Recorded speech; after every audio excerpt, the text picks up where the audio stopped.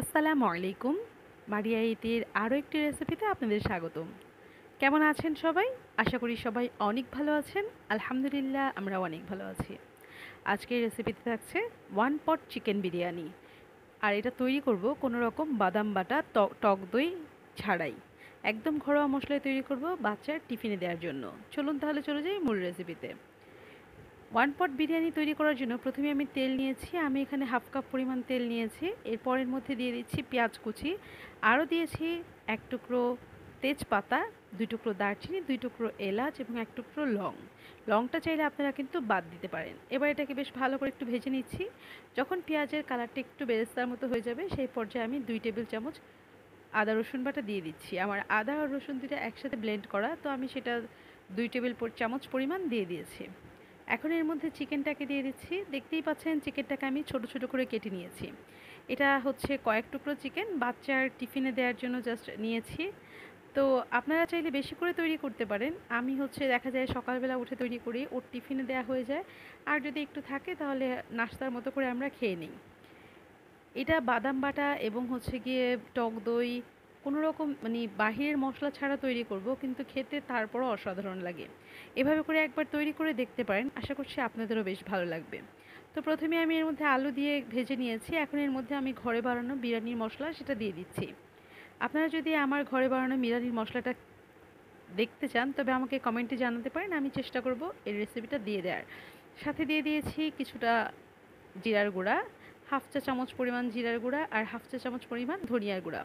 বাস সব কিছুকে একসাথে দিয়ে আমি এটাকে একটু নেড়ে নিব। আমার বিরিয়ানির মশলা আমি শুকনা মরিচ, আস্ত শুকনা মরিচ আর কি ভেজে তারপরে ব্যবহার করেছি, তো সেই জন্য আমি কোনো রকম মরিচ দিচ্ছি না, মরিচের গুঁড়া। তবে আপনারা ঝাল খেতে চাইলে দিতে পারেন। তাছাড়া যেহেতু বাচ্চাদের জন্য বানাচ্ছি, তো আমি আমার মতো করেই তৈরি করেছি। তো যখন হচ্ছে গিয়ে পানিটা শুকিয়ে এসেছে আর মোটামুটি সবগুলো সেদ্ধ হয়ে গিয়েছে, এই পর্যায়ে আমি পোলার চালকে আগে থেকে ধুয়ে পানি ঝরিয়ে নিয়েছিলাম, তো সেটাকে এখন এর মধ্যে দিয়ে দিচ্ছি। এখন বেশ ভালো করে এটাকে ভেজে নিব। দেখতেই পেলেন কতটুকু কি মশলা দিলাম।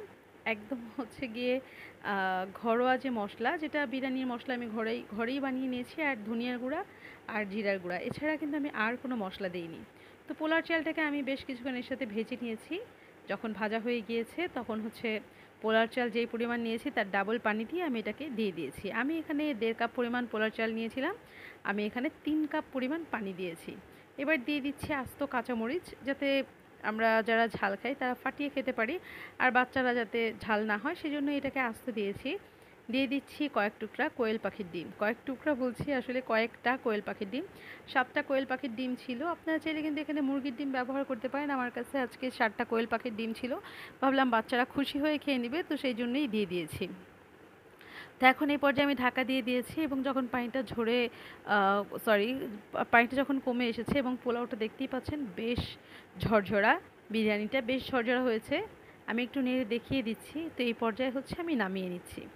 দেখতেই পাচ্ছেন খুবই ঝরঝরে হয়েছে এবং খুবই মজা হয়েছে। চাইলে আপনারা বাসায় কিন্তু এভাবে তৈরি করে দেখতে পারেন, আর বাচ্চাদেরকে দিতে পারেন। আশা করছি বাচ্চারা বেশ পছন্দ করবে। আমি কিন্তু মাঝে মাঝে এর সাথে চিংড়ি মাছও ব্যবহার করি। আমার মনে হয় না এর থেকে সহজ বিরিয়ানির রেসিপি আপনারা কোথাও পাবেন। যেমন সহজ তেমনি মজাদার, বাচ্চারাও কিন্তু বেশ পছন্দ করবে। তো যাই হোক, আজ আর বাড়াচ্ছি না, দেখা হবে অন্য কোনো রেসিপিতে। ততদিন পর্যন্ত ভালো থাকবেন, সুস্থ থাকবেন, আর অবশ্যই আমাদের জন্য দোয়া করবেন। এটা আমার একদম এক্সপেরিমেন্টাল রেসিপি। একবার তৈরি করে কমেন্ট সেকশনে জানাবেন। আল্লাহ হাফিজ, আসসালামু আলাইকুম।